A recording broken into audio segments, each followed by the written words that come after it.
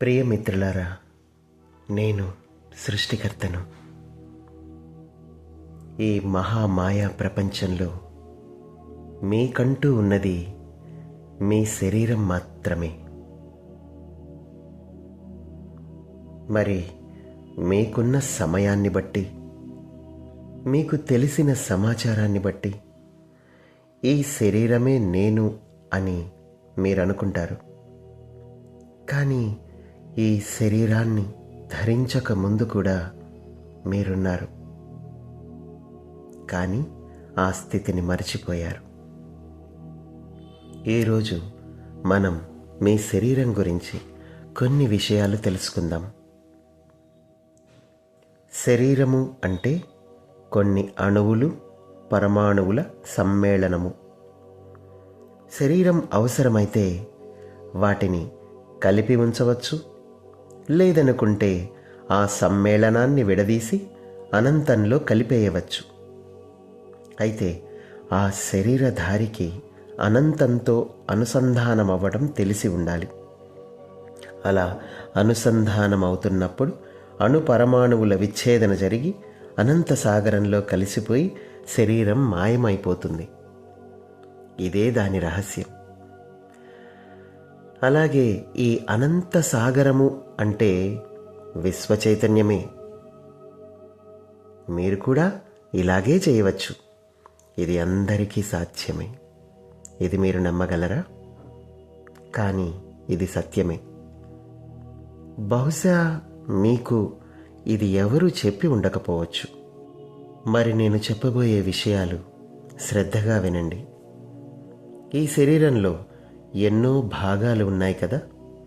అలాగే ఒక్కొక్క భాగానికి ఒక్కొక్క ప్రత్యేకత ఉంటుంది.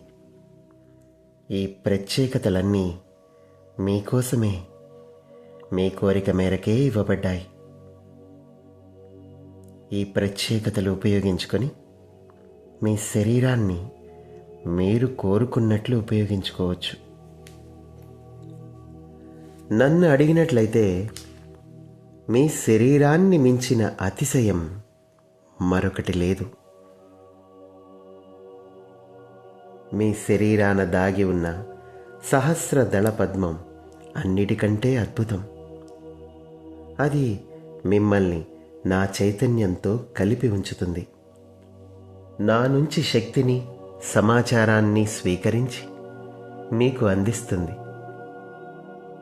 అలాగే మీ శరీరంలోని ఇతర భాగాలు కూడా నా నుంచి సందేశాలు అందుకొని మీరు చెప్పిన విధంగా నడుచుకుంటాయి.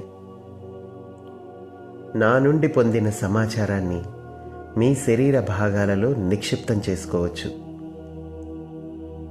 తిరిగి అందరికీ అందించవచ్చు కూడా.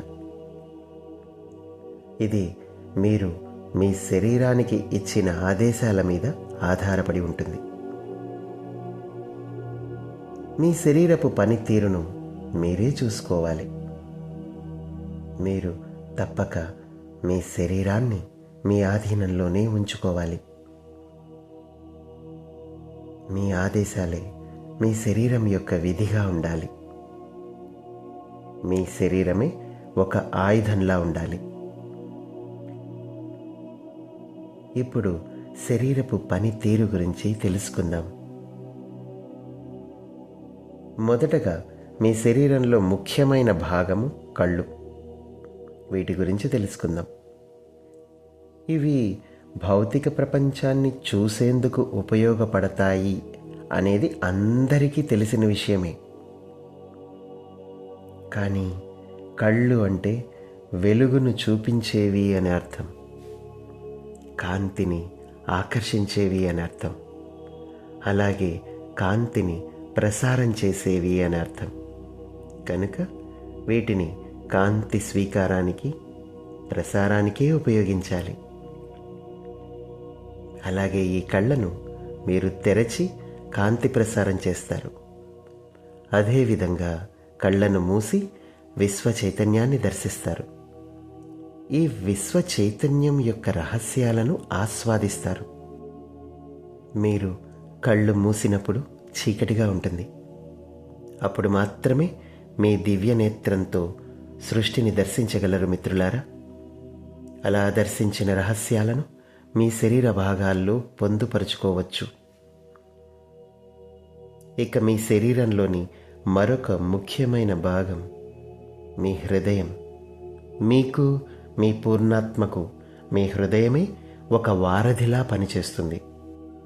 అన్ని అనుభూతులను దీని ద్వారా పొందవచ్చు.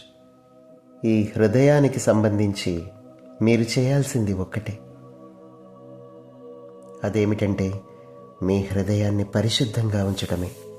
మీ హృదయం శూన్యమైతే చాలు, మీ శరీరం మీ మాట వింటుంది. మీ హృదయం మీ ఆత్మతో మిమ్మల్ని అనుసంధానం చేస్తుంది. ఎన్నో ఆత్మానుభూతులు మీరు పొందుతారు. అవి ఎలా ఉంటాయంటే అవి మాటలకు, భావాలకు అందని అనంత స్థితుల్లో ఉంటాయి. ఈ అనుభూతుల పరిమళమే కదా జ్ఞానమంటే. మీరు ఈ జ్ఞానాన్నే అర్జిస్తున్నారు. ఈ జ్ఞానాన్ని మీ నుండి వెదజల్లుతున్నారు కూడా. మీ హృదయం మీ కంటికి కనిపించదు. అలాగే కంటికి కనిపించని అనుభూతులను కూడా ఇదే ప్రసాదిస్తుంది. కానీ ఇప్పుడు అందరికీ హృదయం తెరుచుకునే సమయం వచ్చింది. హృదయానుభూతులను పంచుకునే సమయం వచ్చింది. మీ హృదయాకాశంలోనే అమృత తుల్యమైన ప్రేమ దాగి ఉంది మిత్రులారా. ఆస్వాదించండి. మీ హృదయ ప్రయాణాలు ప్రారంభించండి. సృష్టికర్తనైన నన్ను చేరుకోండి. ఇకపై నేనే మిమ్మల్ని నడిపిస్తాను. నేను మీకోసమే ఎదురు చూస్తున్నాను. ఇక మీ శరీర భాగాల్లో ముఖ్యమైనది వెన్నుముక. దీని గురించి వివరిస్తాను. ఈ వెన్నుముకే నాడీమండల కేంద్రం. మీ శరీరమంతా వ్యాపించి ఉన్న నాడులు మీ వెన్నుముకకే అనుసంధానమై ఉంటాయి. అలాగే నాడులను శక్తి ప్రసారాలకు సిద్ధం చేసేది వెన్నుముకే. దీనితో పాటుగా నాడులను శుద్ధి చేసే ప్రక్రియ వెన్నుముకే చేస్తుంది.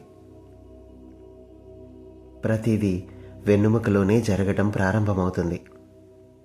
ఈ వెన్నులోనే అనేక వేల నాడులు కలుస్తాయి.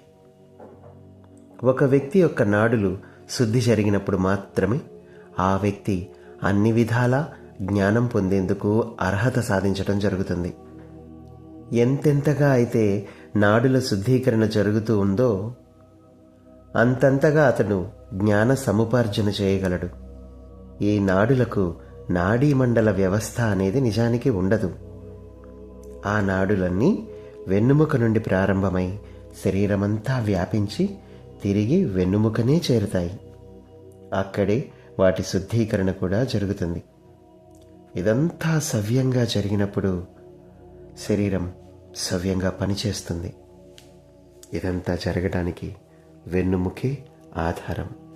ఒక శరీరధారి యొక్క హావభావాలు, నడవడిక, భావోద్వేగాలు, వారి శరీర అమరిక అన్నీ కూడా నాడుల యొక్క శుద్ధత మీదే ఆధారపడి ఉంటాయి. మహాత్ముల విషయంలో శుద్ధీకరణ అవసరం లేదు. కానీ సాధారణ ప్రజల విషయంలో ఇది తప్పనిసరిగా జరిగి తీరాలి. ఈ నాడులు లేని భాగాలు శరీరంలో ఉండవు. ఈ నాడులే శక్తిని, జ్ఞానాన్ని మోసుకుపోతాయి, తిరిగి ప్రసారం కూడా చేస్తాయి. ఈ సృష్టిలో అందరి శరీరాలు ఒకలాగా ఉండవు మిత్రులారా. వారి వారి ఆత్మ ప్రయాణం, వారి జ్ఞానం, వారి శక్తిని బట్టి వారి శరీరాలు నిర్మితమవుతాయి. ఒక ఆత్మ తన ప్రయాణంలో సంపాదించిన జ్ఞానమంతా వెన్నుముకలోనే నిక్షిప్తం చేయబడుతుంది. ఈ నాడుల ద్వారా జ్ఞానం శరీరానికి, మెదడుకి అందుతుంది. మనం ఏది ఆలోచిస్తామో అదే చేస్తాము, అదే జరుగుతుంది. ఈ శరీరం అంత మహిమాన్వితమైంది. జ్ఞానం అనేది ఆదేశిస్తుంది, మీ మెదడు పనిచేస్తుంది, శరీరం ఆచరిస్తుంది. ఇది శరీరం యొక్క పనితీరు. అలాగే నాడులు అనేవి శరీర భాగాలను కూడా శుద్ధి చేయగలవు. నాడులు శక్తిని ప్రసరించినప్పుడు ఆ శరీర భాగాల చుట్టూ ఈ శక్తి ఆవరించి అక్కడ ఉన్న అణు పరమాణువుల్లోని సరికాని భావోద్వేగాలను సరిచేయడం జరుగుతుంది. అందుకే మొదట నాడులు సిద్ధం కావాలి. అవి శుద్ధం అవుతే శరీరం సిద్ధమవుతుంది. మానవ శరీరంలోని ఎముకలకి కూడా కేంద్రం వెన్నుముక మాత్రమే. అందుకే అవి అన్నీ వెన్నుముకతో అనుసంధానమై ఉంటాయి. ఏ నాడుల యొక్క కలయిక, అలాగే ఎముకల యొక్క కలయిక ఒకటైన చోటే ఎన్నో శక్తివంతమైన శక్తి క్షేత్రాలు నిర్మించబడ్డాయి. ఈ శక్తి క్షేత్రాలు శరీరంలోని అణు పరమాణువులను ప్రభావితం చేసి వాటి ద్వారా శరీరమంతా శక్తి ప్రసారం చేస్తాయి. ఇక మీదట మీ అందరిలో శరీరం యొక్క పనితీరు వేగవంతమవుతుంది. అందరూ శక్తివంతులు కాబోతున్నారు. ఎలాగైతే విశ్వాలు తాము పొందిన శక్తిని విశ్వమంతా వ్యాప్తి చేస్తాయో, అలాగే శరీరాలు కూడా తాము పొందిన శక్తిని శరీరమంతా ప్రసారం చేస్తాయి. అలా పొందిన శక్తి శరీరానికే పరిమితం కాదు మిత్రమా. శరీరంలోని ప్రతి అణువు నుండి శక్తి ప్రసారం జరుగుతుంది. అది అందరి విషయంలోనూ జరుగుతుంది. ప్రతి శరీరం ఎంతో కొంత శక్తిని ప్రసారం చేస్తూనే ఉంటుంది. ఏ రకమైన శక్తిని వారు నింపుకుంటే ఆ రకమైన శక్తిని వారి నుంచి బయటకు ప్రసారం చేస్తారు. కనుక అందరూ శక్తి వాహకులుగానే పనిచేస్తున్నారు. ఎందుకంటే అందరిలోనూ విశ్వ చైతన్యం యొక్క సత్య స్వరూపమే దాగి ఉంది. కనుక ఇదంతా సహజంగా జరుగుతుంది. మనం తిరిగి మళ్ళీ కలుసుకుందాం మిత్రులారా.